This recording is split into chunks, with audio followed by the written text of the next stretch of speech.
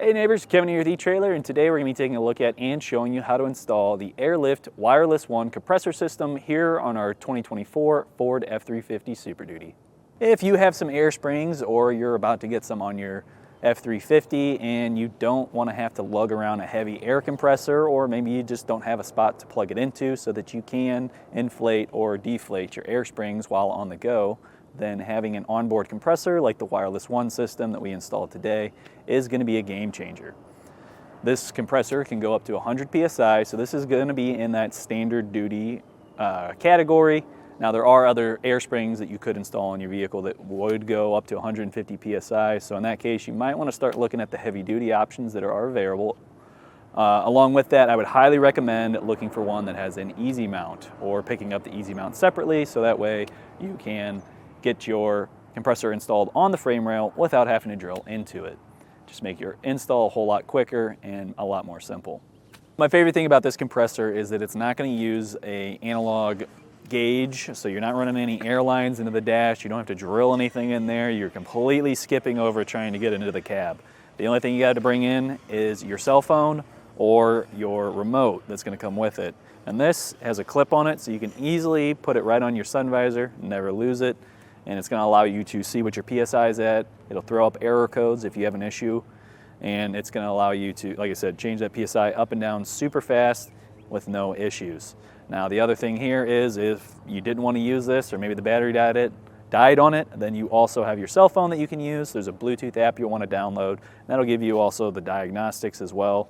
So if there is an issue, it'll be a lot easier to see on your phone. You can look up any kind of error code, anything like that, see those PSI levels. If maybe you're starting to notice you got a slow leak somewhere, that'd be a good thing to use. You could sit there and just kind of monitor what's going on with your air springs. This particular one does require mounting into the frame, so you will want to drill through it first, because they do give you some self-tapping screws, but those are not going to be strong enough to make it through the frame and then still be usable so that you can actually securely mount both the compressor as well as the manifold to the frame. Aside from having to drill in just to mount up our compressor manifold, it really honestly is pretty easy. The harness that they give you is super long. You'll plug that into your manifold and then just run your wiring right along the frame rail, and you can come up right at the wheel well.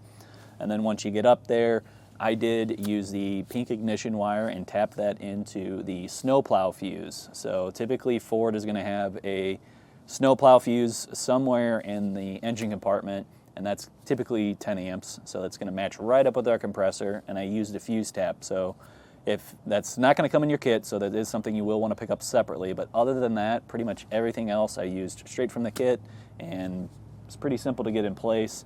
Now that being said, if you don't want to do this yourself, you just don't have the time or maybe the tools to do so, then you can use our dealer locator to get it installed within your zip code professionally, so that way you know it's nice and secure and it's going to work. Now, if you are planning to do this yourself, then stick around and I'll show you how I did it. What I typically like to do is go on the outside of the passenger side frame rail to mount up both our compressor and our manifold.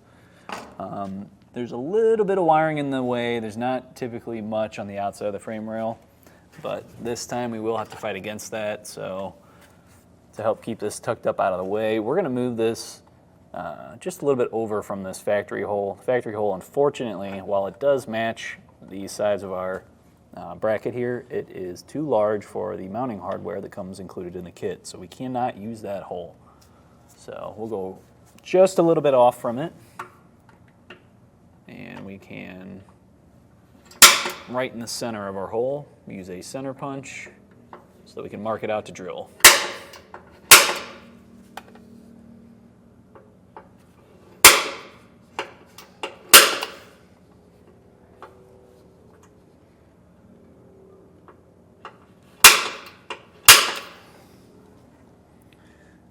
Those all look good, so I'll pull down my compressor.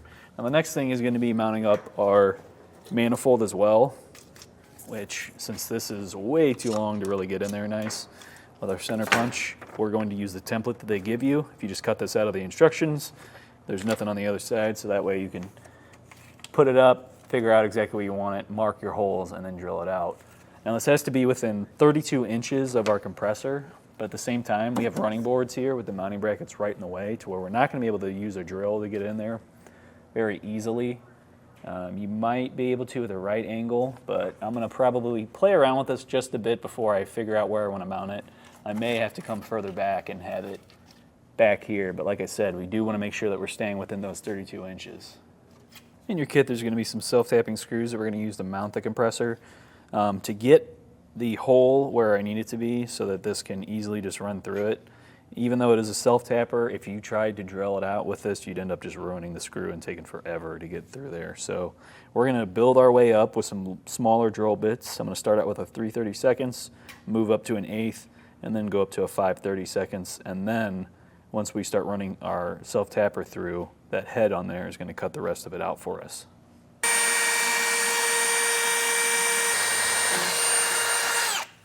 So I've got my holes drilled out enough that I can now run my hardware through.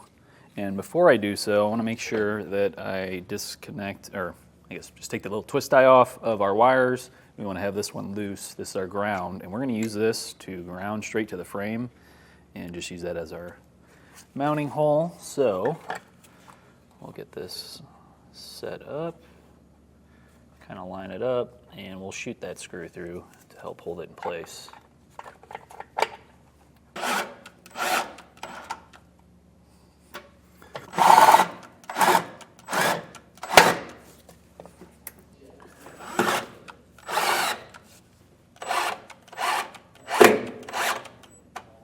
So I was debating on if I was going to mount this right here, and I had already hit those punch marks just so that I could kind of get a good idea, just because a lot of the time these running board brackets get in the way. But luckily these sit far enough in, my right angle drill can get in there and I can still shoot those screws through.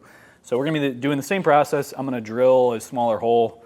We're going to get up to a 5/32 bit through there, and then we're going to have another set of hardware. It's going to be smaller screws, real thin ones compared to the ones we just shot through, that are going to go through our manifold, and that'll hold that up in place. And then we can start routing our air lines through, because we'll have an air line coming off from the compressor into the manifold and then out to the bags.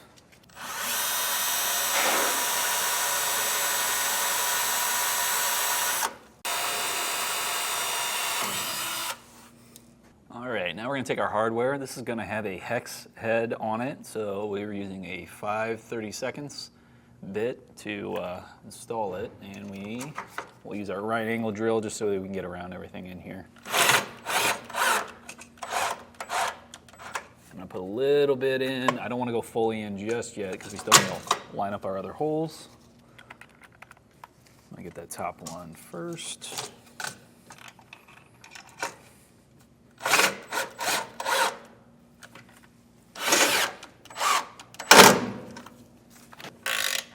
Now I'm doing this by hand because it's super easy to bust off the head on these bolts if you don't take your time with it. We're just wanting to snug these down, and if you do it by hand, you can kind of feel once it hits fully. And from these other lower ones, you can see once it fully seats in. All right, now along with our air lines, we are also going to need to install the heat shield. Now we want this to protect our air bellow, so the closest part to that from our exhaust is where we're going to need to put this, which looks like it's right about here. This is going to come flat, so I typically like to just bend it a little bit to get it kind of rounded to this shape. And then if you want to, you can also hold it up there and pry it on a little bit, get it to that right shape, and then we will stick our hose clamps on. There's going to be a larger set and a smaller set in your kit. For our truck, we're going to need the larger kit, but sometimes you can get away with those smaller ones. But we will stick those on just like so. These are going to wrap around our exhaust, help hold it up into place. Throw a couple threads on there to help hold that.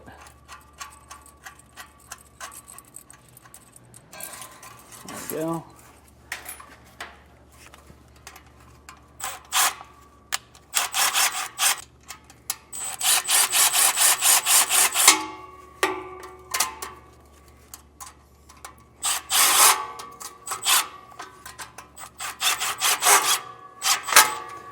Starting out from our compressor, I ran a little line over to our manifold. Make sure you're not really, I kind of have that a little bit tight, but I was also worried about getting too far below the frame. Try and get that if you can. If there's not a harness in the way, definitely shoot this up a little bit higher. That way you can have a little bit more of a run, so it's a gradual turn into the manifold. But from there, we come out of our manifold and go up over the frame. Now there is a cross beam that's right here that runs across. Now typically when I'm running my stuff through, I want to try and find one of those. But we come down, there's a second one over here. We'll trace that over. It's zip tied to some of the wiring right here, and then at this cross beam I shot over because at the hitch, now typically you can also get your fingers in there most of the time when it's a factory puck system.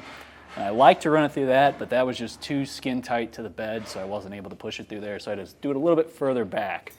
So we come up over this cross beam here, and I run that over the gas tank. You can see my line right here. I have the T. So at this point with this cross beam, I put the T here. I have the one line going out across. It goes over our gas tank to get over to our other air spring. And then the other portion of this is just going to run straight back.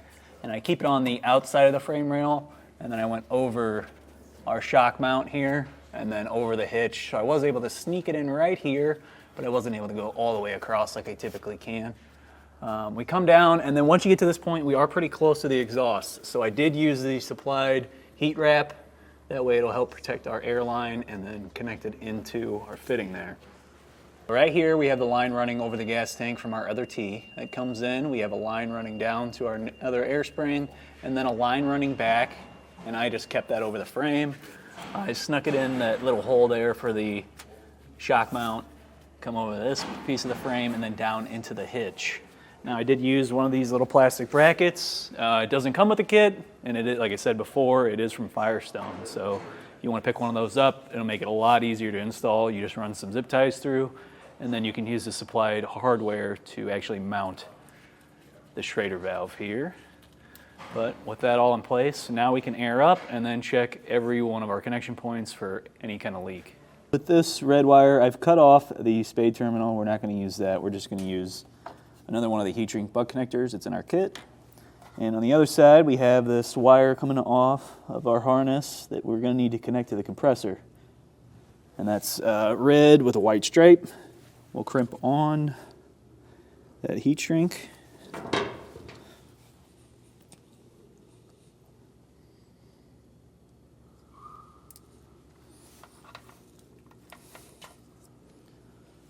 And then we can crimp on our wire over here from our compressor.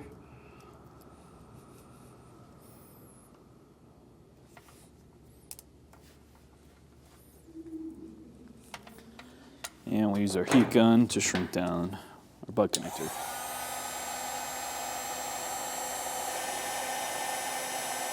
Our wire harness plugged into our manifold. I have that. I gave it a little bit of a soft bend back. And then we're running along this factory harness, and I just kept zip tying to it. We trace it all the way here until we get to this body mount.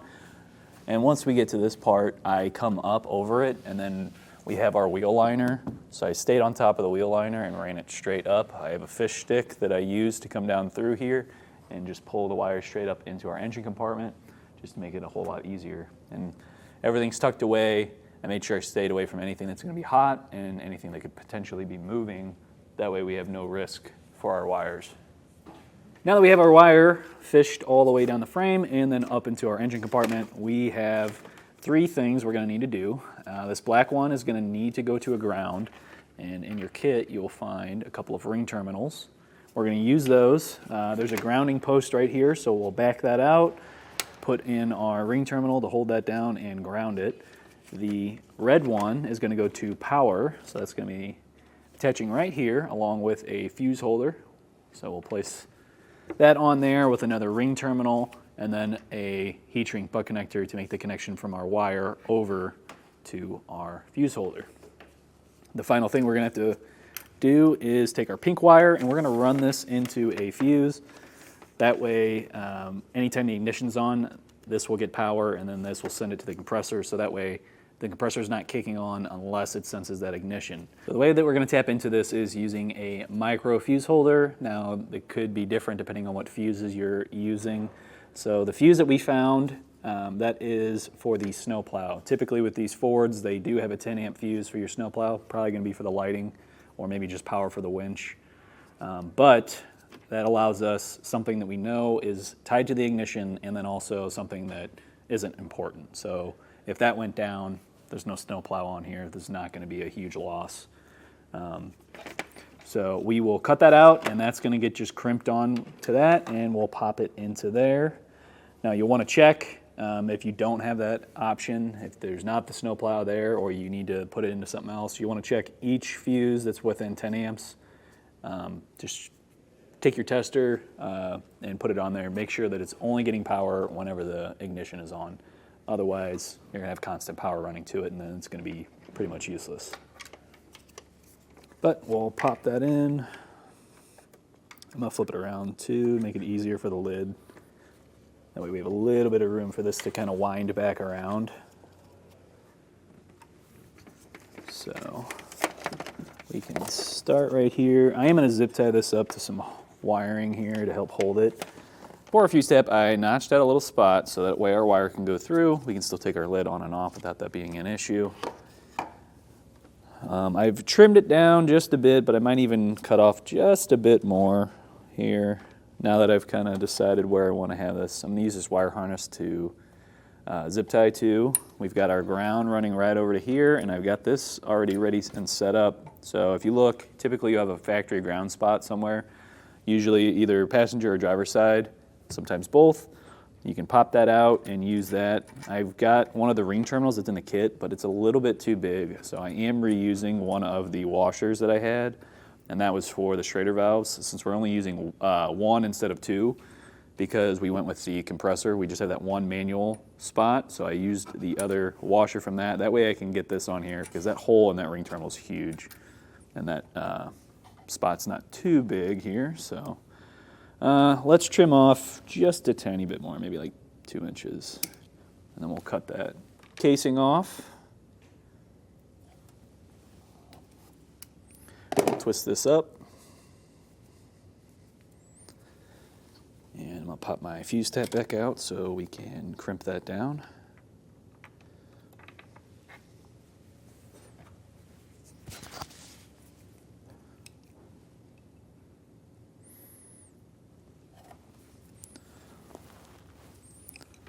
And once that's crimped down, we'll stick this back in, and then we can put our lid back on.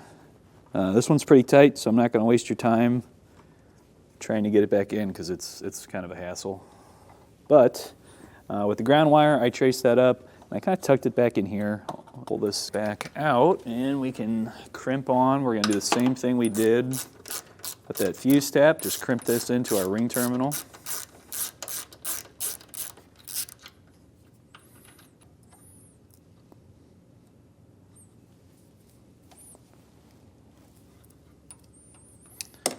Give it a little tug, make sure it's nice and tight. Then we'll place that back down, ring terminal, and then our post.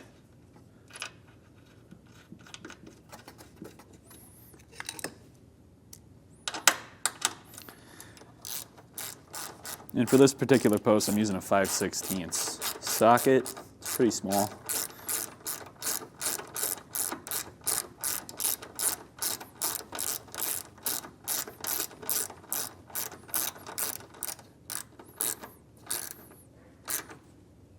Nice and tight. Now we can work with our power wire. So this I will also need to trim down, but we're going to also have a fuse holder. So what I like to try and do is match it up. I'll kind of have the short side here and then cut a longer side to run over to our battery. So what I'll do is probably come inch and a half out.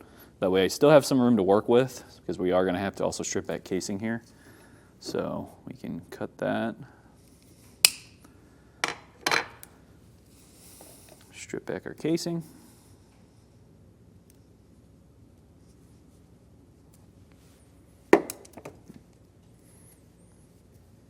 And for this one, we are using a heat shrink butt connector, which will be in your kit.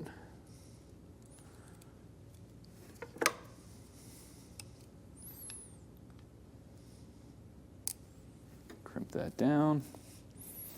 I tried to find a good way to have this sit so I probably will end up just zip tying it to the battery cable here, and we can just have that ride right over to it. So I'll snip this wire down here.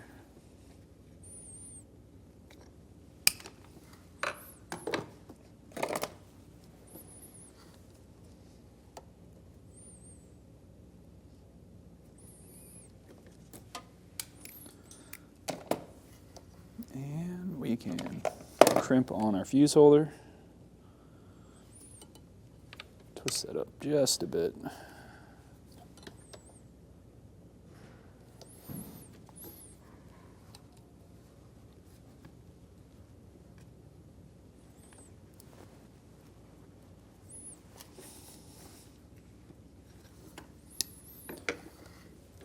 Give that a tug, make sure it's good. We'll come back with the heat gun and heat that down. On this end, we're going to have our ring terminal.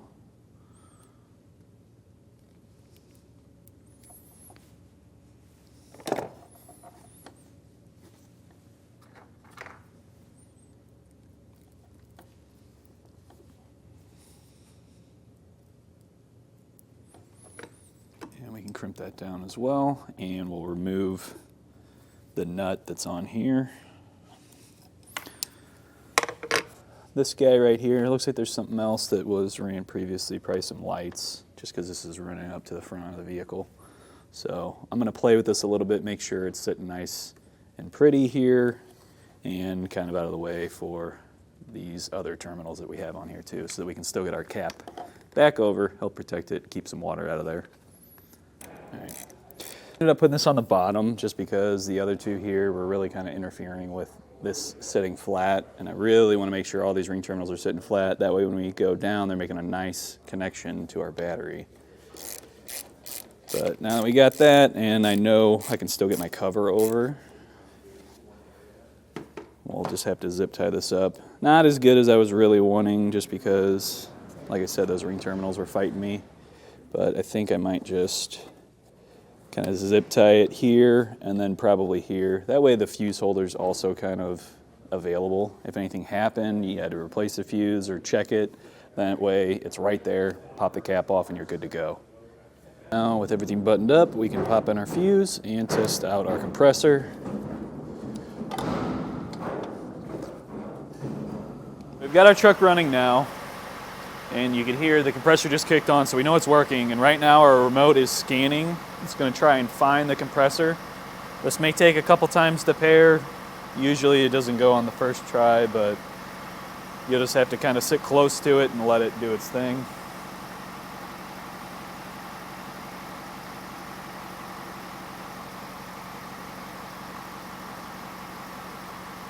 All right, so we've got it here. We'll click on that, and now we can pair.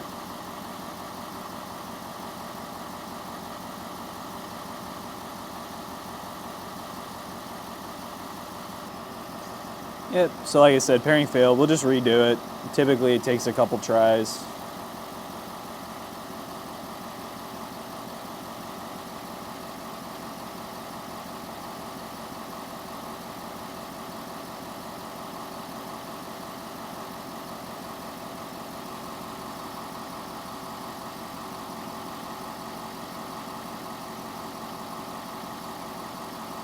There we go, now it's successful, so we can raise this up. We're gonna put this at 50 PSI, and then we can test for any air leaks.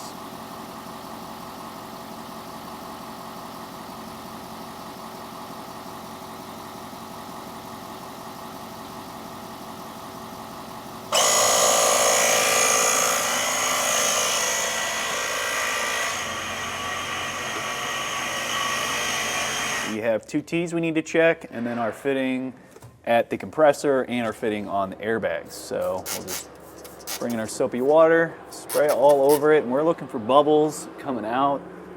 Typically, if you see bubbles, they're gonna be real big, so it's really easy to notice in most cases. Looks like we are good at this side.